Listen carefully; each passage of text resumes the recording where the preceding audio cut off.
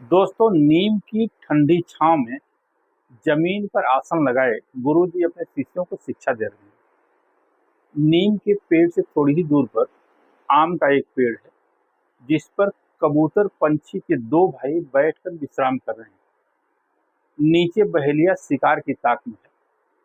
उसने निशाना साध कर तीर चलाया। तीर की सनसनाहट सुनकर दोनों भाई तेजी से उड़े, परंतु दुर्भाग्यवश एक को तीर लग गया और वह जमीन पर गिर गया। दूसरा भाई कुछ दूर उड़ने के बाद महसूस किया कि उसका भाई पीछे नहीं आ रहा है।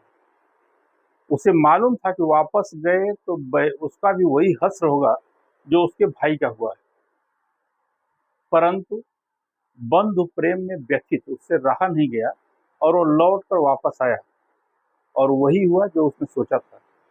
बहेलिया ने तीर चलाया, वह भी घायल होकर जमीन पर गिर पड़ा। उनकी दशा देखकर गुरुजी व्यथित हो गए और बच्चों को अपने घर की एक कहानी सुनाने लगे, भाई भाई के प्रेम की कहानी जो उनके पिताजी और बड़े पिताजी में थी।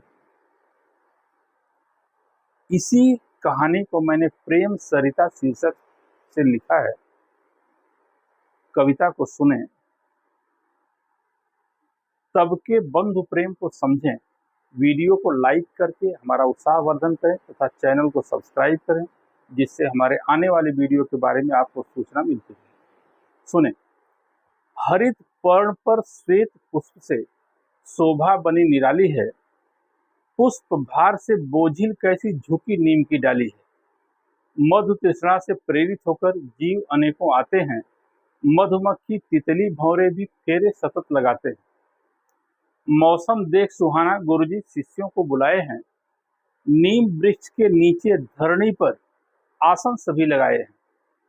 कुछ ही दूर पर आम वृक्ष पीत पुष्प सुसज्जित है। इसके सौंदर्य समक्ष तो पुष्प बाग भी लज्जित है। आम्र बौर के बीच विश्राम करते हैं बंधु कबूतर के। आंख मूंद कर ध्यान लगाए भ्राता दोनों सहोदर थे। तना आड़ में छिपा पारधी निशाना साधे खड़ा है। कमान सर संधान की कबूतर के पीछे पड़ा है। अचूक निशाना ले पारधी तीर झट से चला दिया।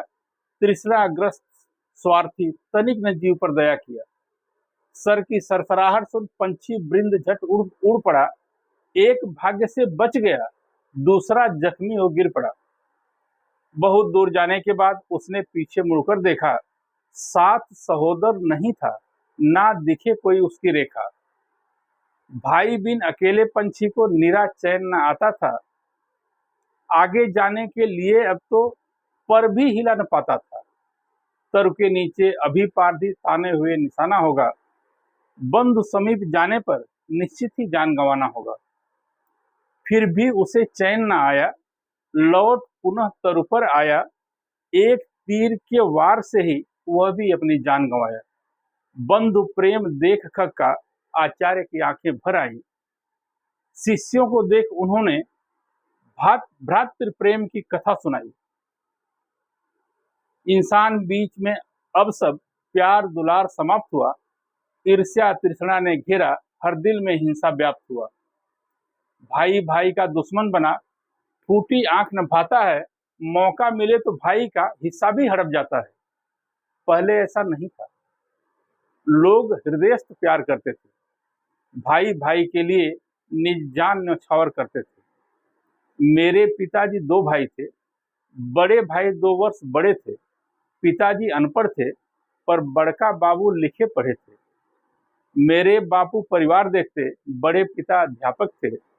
दोनों में अगाध प्रेम था, दिल दोनों के व्यापक थे। बड़का बाबू सारा वेतन बापू के हाथ में देते थे। बापू फूटी कौड़ी भी कभी अपने लिए न लेते थे। कुल के हर सदस्य का बापू ही ध्यान रखते थे। बड़का बाबू निश्चिंत हो अपनी ड्यूटी करते थे। कुछ दिन बाद बड़का बाबू हुए सेवा से निवृत्त हुए, गृह कार्य में जुट गए।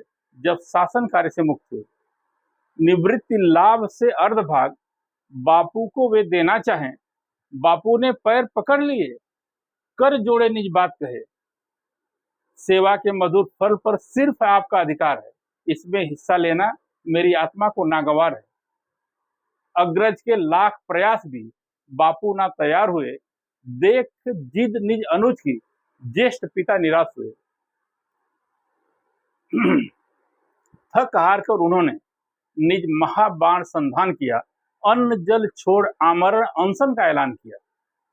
बहुत मनाए लोग, लेकिन वे भी जीत पर अड़ गए, बिना खाए पिए ऐसे ही खाट पर जाकर पड़ गए। अग्रज की जिद के आगे अनुज को झुकना पड़ा, प्रेम जिद के आगे अपने सिद्धांत से हटना पड़ा। भाई भाई के प्यार का अब सारा नजारा बदल गया, निर्मल प्रेम सरिता का पावन सा किनारा बदल गया। धन्यवाद।